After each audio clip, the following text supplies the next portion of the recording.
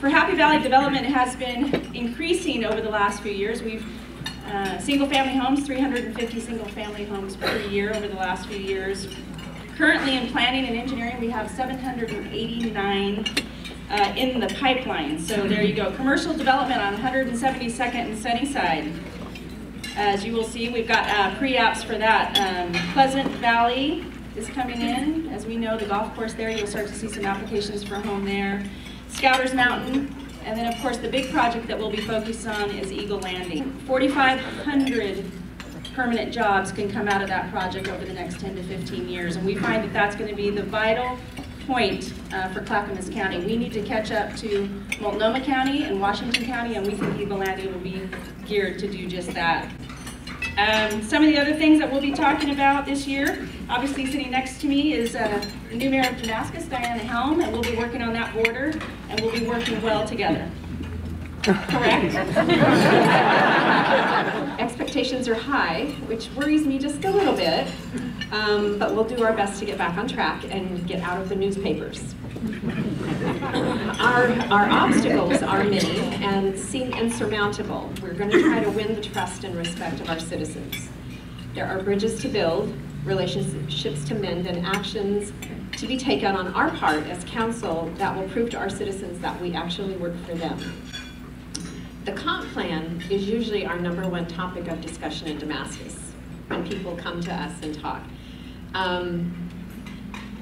There have been 5 of them voted down so far by the citizens. At the rate we're going, without a charter amendment that will allow us to spend the money we bring in, we will die a slow death over the next 4 to 6 years.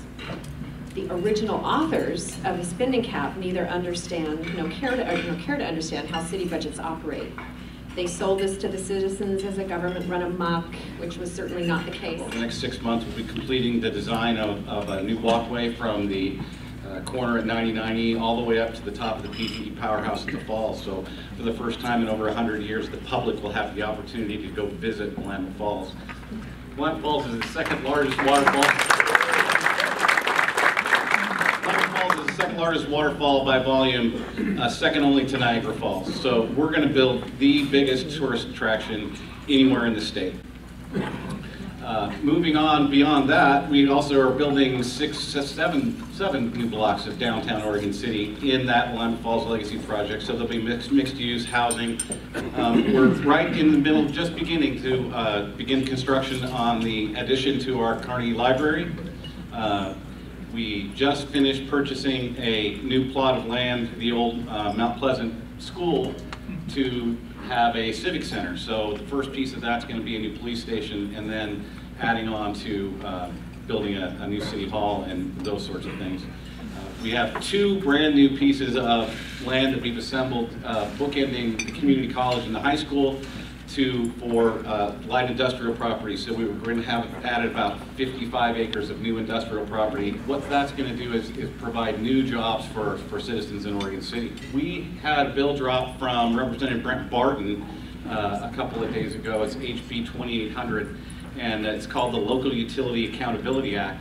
And what that's going to give is the opportunity for the cities of Oregon City, Westland, and Gladstone to set their own rates for the Tri-City Sewer District. And it's apparent that the city of Gladstone needs a lot of help in a lot of areas, but really where it starts is structurally, at an organizational level. And you know, I don't want to leave this on a negative note, but basically what it's going to amount to is what I've told people that I know and citizens in town is that they're just going to have to be patient a little bit. I'd like to say we have all these sexy things on the horizon, and we really do, but it's not on the immediate horizon. We need to fix what we have. We need to clean up what's not working so we don't continue making the same mistakes. Some of the priorities that we listed out: work on the new library. People voted in a new library. It's been kicked around since probably 1999. It's a priority. We're going to make it happen. We want to tap into the enthusiasm and the vision of kind of where Oregon City is going with this legacy and what Milwaukee's done along the trolley trail. I don't feel comfortable reaching out for help from Oregon City or Clackamas or Metro, and then the rest of the council doesn't. And if we don't have things in place, that we're going to be ensure our success? Well, as you know, we lost our mayor, and we're in the process of both selecting an interim mayor, which will happen either later this month or early in March, and having an election in May to fill the position for good. I think we feel like with 2015, Milwaukee's really on the cusp of a lot of exciting developments. And if you think about all those things, the trolley trail, the 17th Avenue, the Monroe, the light rail, all of it comes together in our downtown. And so our downtown is front and center.